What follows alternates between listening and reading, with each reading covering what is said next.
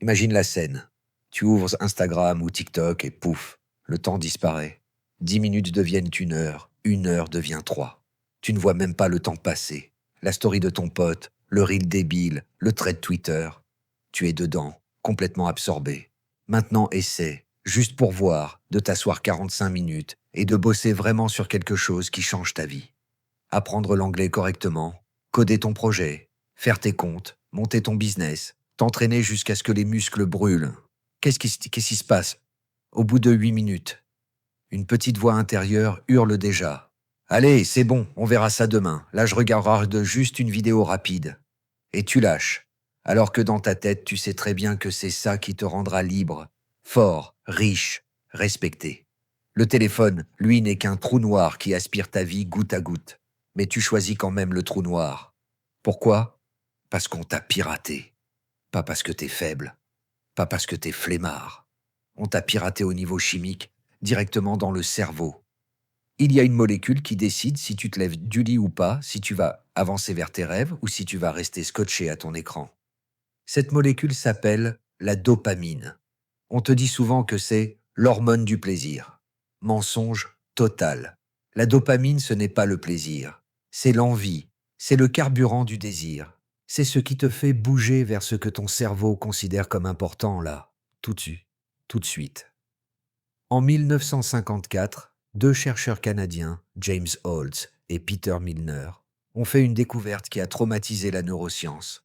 Ils ont implanté des microélectrodes dans le cerveau de rats, pile dans une zone appelée noyau accumbens, le centre de la récompense. Et ils ont mis un levier.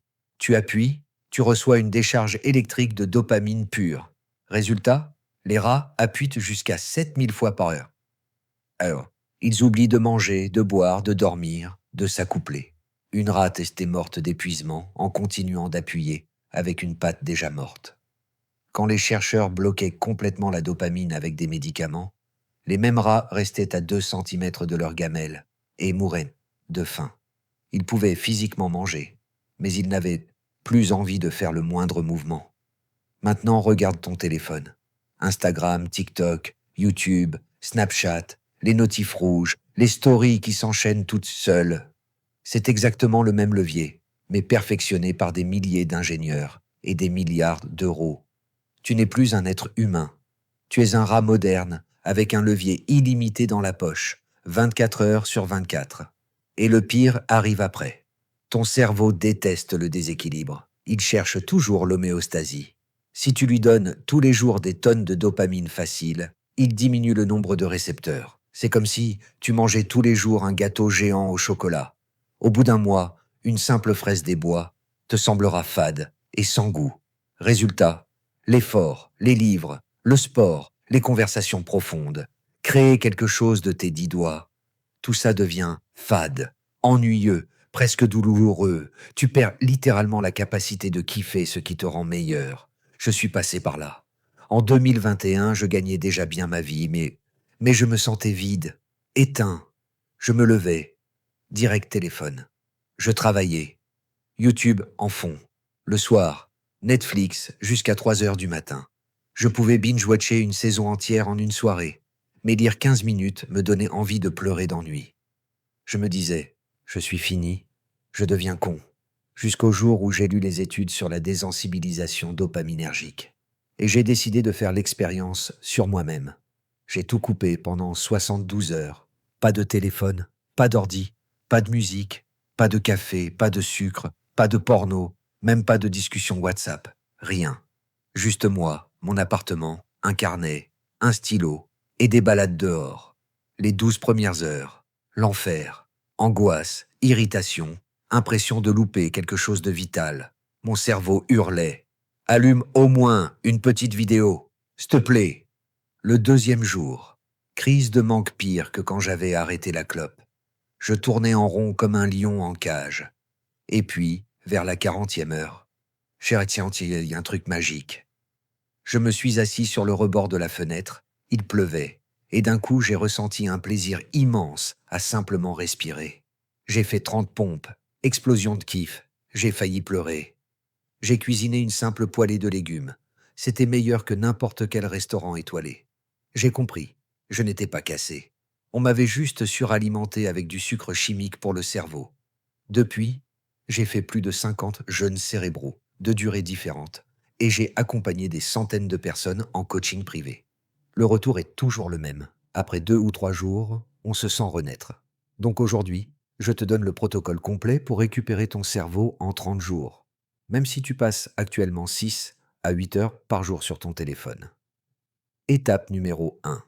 Prendre conscience. Jour 1 à 3. Prends une feuille et note honnêtement combien d'heures par jour tu passes. Sur Instagram, TikTok, YouTube, les jeux vidéo, Netflix, Disney+, Prime, le porno, le scroll infini, juste pour voir. Additionne. Chez la plupart des gens, ça donne entre 5 et 10 heures, un tiers de ta vie. Multiplie par 365 jours, puis par ton espérance de vie restante. Un de mes élèves a calculé 11 années entières.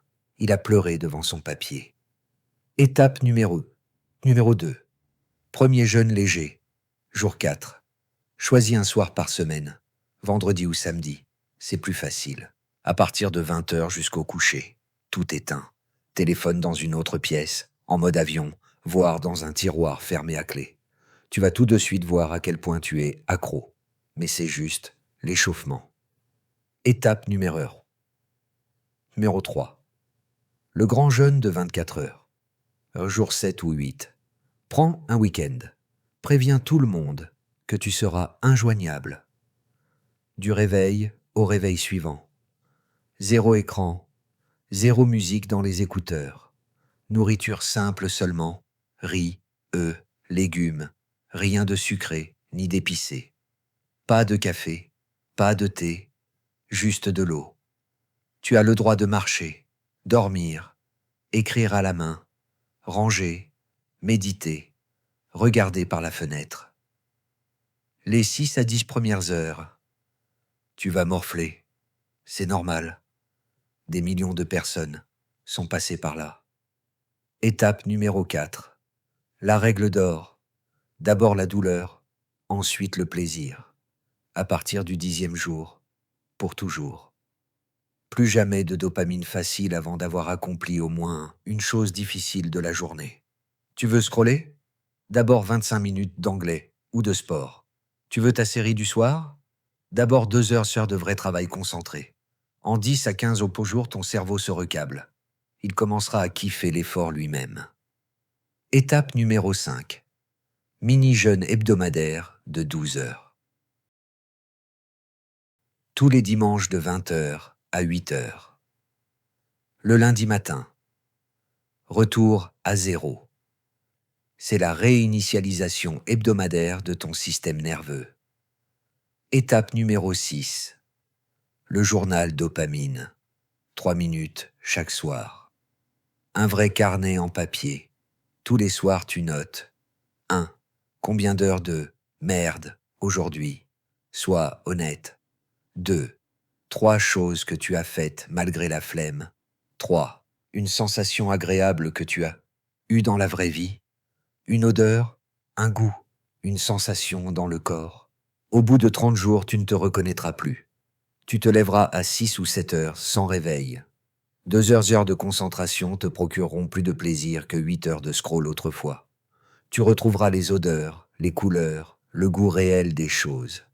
Ton anxiété aura chuté de moitié. Et surtout, tu arrêteras de te traiter de gros flemmard. Tu redeviendras la personne que tu étais censé être. Dernière chose, tu es exactement à la croisée des chemins. Chemin. A. Continuer à être le rat moderne avec son levier infini.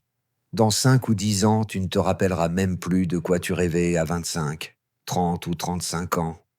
Chemin B. 24 heures sans levier. Et tu commences à récupérer le cerveau qui bosse pour toi.